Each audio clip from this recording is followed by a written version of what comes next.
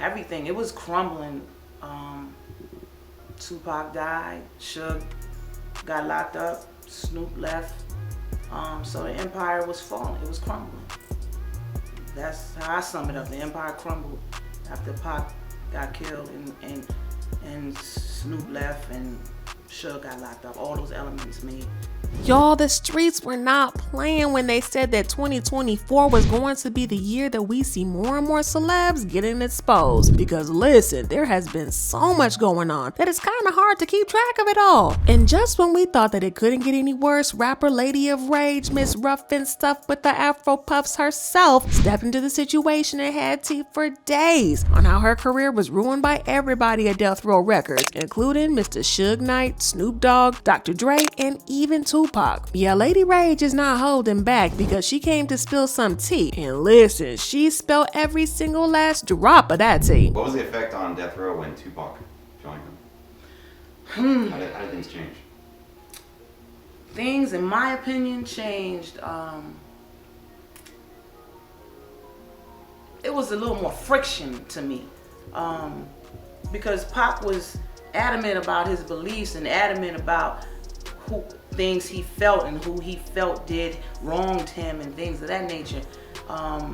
I don't know if everybody felt that way. So Lady of Rage started her career all the way back in the 90s when she scored a record deal with Deathrow Records, and her trademark Afro Puffs quickly became her signature look. She was a force to be reckoned with in the rap game, earning a reputation as one of the top female MCs of her time. Fans were convinced that she was destined for superstardom, and honestly, she had the skills to back it up. Her rhymes were fire, and she was spitting in bars. But despite the hype surrounding her, her career never quite skyrocketed like everyone expected. After dropping her debut album, she kind of faded into the background for years. Her fans were just left confused as F, wondering what went wrong and why she didn't reach the heights that we could have sworn that she was going to get to. Now, for those of you who don't know, her journey into the rap game started right after high school. She hustled hard, moving around the country in search of a record deal. Finally, her break came when she crossed paths with Dr. Dre through LA Posse, with whom she had collaborated on some tracks. Dre was in the process of launching a new label with heavyweights like Suge Knight, DOC, and Dick Griffey. Dr. Dre quickly recognized the Lady of Rage's talent, and he wasted no time in bringing her on board as one of the label's inaugural artists. With her sights set on success, she packed her bags and headed to LA to chase her rap dreams under the Death Row banner. Now, at the time, Death Row had another artist in their lineup, a rapper who went by the name Snoop Dogg. Yeah, the same dude we know now as Snoop Dogg or Snoop Lion or whatever name he's rebranded at this time. But rewind to 1992. Dr. Dre was producing some songs to be featured on their soundtrack for the movie Deep Cover, and one of the songs featured Snoop Dogg.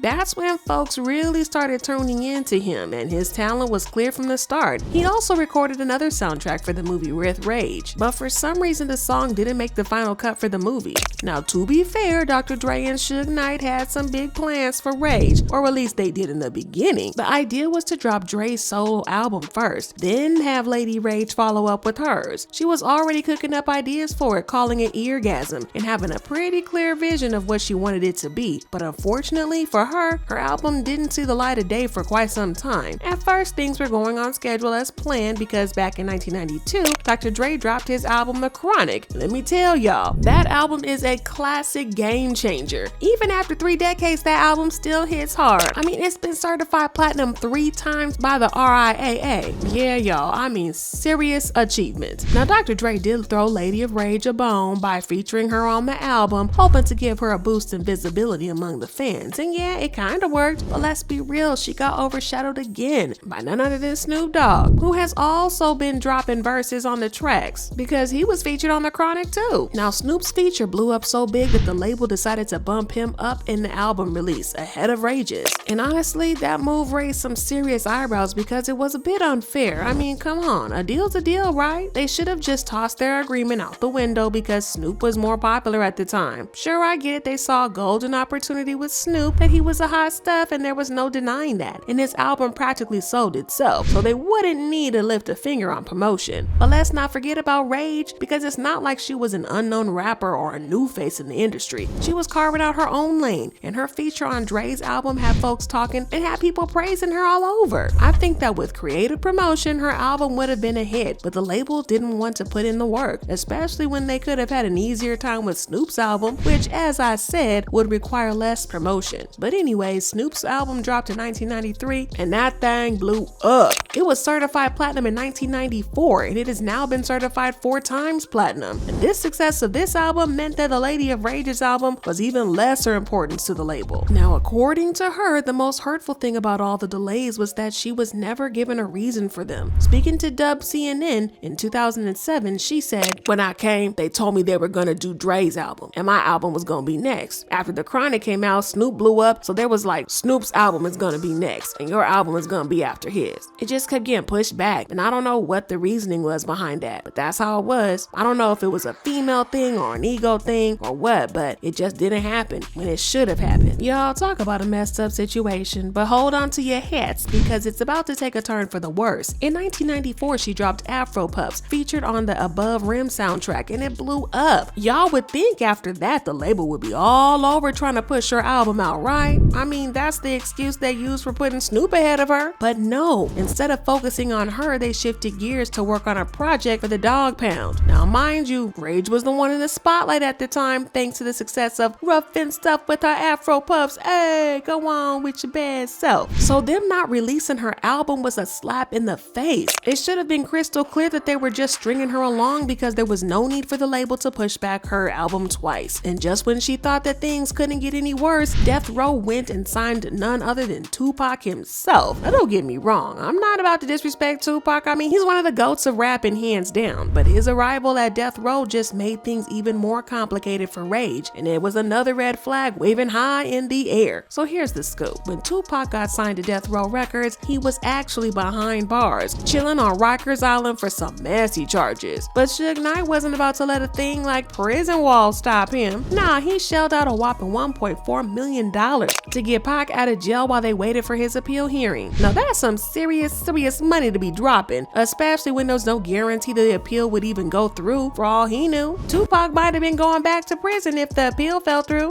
Risking $1.4 million in 1995 was a big bet. And for some context, that money is now worth about $3 million today. I mean, don't get me wrong, Pac had already made some names for himself in the game by then, so signing him to the label wasn't that big of a risk. But you gotta admit, it's kinda shady that Suge was willing to roll the dice that much in cash for Pac's freedom, yet he couldn't cough up the same dough for Rage's album, especially when you consider that she already had a hit single under her belt. Y'all, this man had Rage sitting pretty for him and waiting for him to come around to greenlight her project, and in the meantime he was out here paying millions in bail, producing albums for pretty much everybody else. It was like Dre was working on everybody else's album except Rage's. Well, Tupac became the star at the label, and friction soon developed between him and Rage. What was the effect on Deathrow when Tupac joined him? How did things change?